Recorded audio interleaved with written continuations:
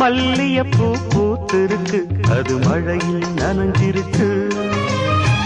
வருஷமெல்லாம் காத்திருக்கு, ஒரு வண்டுக்கு தவம் இருக்கு.